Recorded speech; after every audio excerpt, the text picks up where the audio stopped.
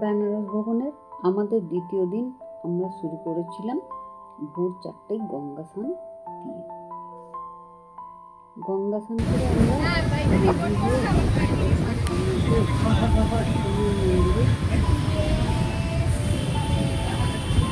আমরা মন্দিরের সামনে পূজা সামগ্রীর দোকান আছে। আপনাকে কিন্তু ব্যাগ, জুতা, মোবাইল সমস্ত জমা রেখে মন্দিরে প্রবেশ করতে হবে। আমরা সেই মতন জমা রেখে ওই দোকান থেকে পূজার ডালা কিনে সোজা মন্দিরের লাইনে। এখানে আপনি প্রশাসনের ভূমিকা দেখবেন খুব সুন্দর।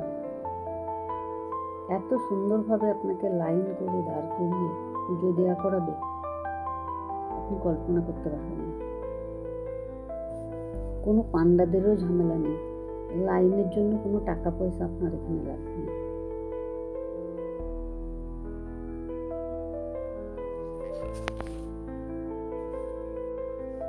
আপনি লাইন দিয়ে খুব সুষ্ঠুভাবে পুজো দিতে পারবেন ও বাবার মাথায় জল ঢালতে পারবেন। বাবার মন্দিরে পুজো হয়ে গেলে অন্নপূর্ণা মন্দির দর্শন করে নেবেন। পুজো দিয়ে দর্শন কমপ্লিট করে আমরা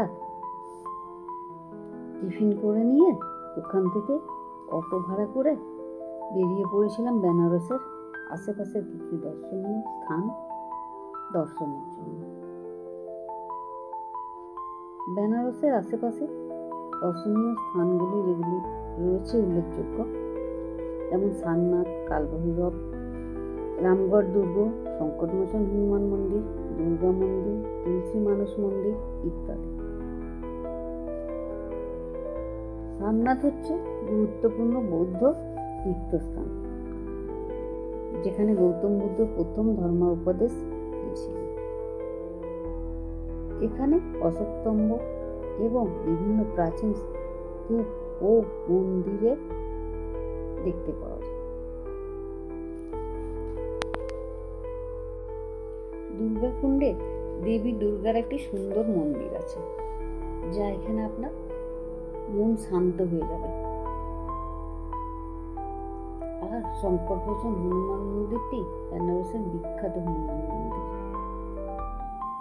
যা দর্শনে আপনার যেন সমস্ত মনের ইচ্ছা পূরণ হয়ে যাবে। তুলসী মানস মন্দিরটি রামায়ণ সম্পর্কিত বিভিন্ন দৃশ্য সুন্দরভাবে ফুটিয়ে তোলা হয়েছে।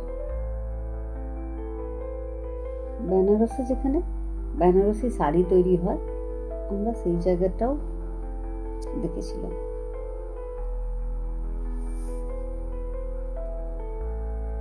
সমস্ত দর্শনীয় স্থান ঘুরে সন্ধ্যাবেলায় আমরা ফিরে এসে মার্কেটে যাই। বিশ্বনাথ গলির একটা বেনারসের সবচেয়ে জনপ্রিয় বাজার। বিশ্বনাথ মন্দিরের কাছে অবস্থিত হওয়ায় এখানে প্রচুর মানুষের আনাগোনা। এই বাজারে আপনি পাবেন বেনারসের বিখ্যাত বেনারসি শাড়ি এবং বিভিন্ন সিল্ক শাড়ি। বাকি আপনি যা চাইবেন সবই পাবেন। আরো অনেক বাজার আছে, আমরা কেনাকাটা করে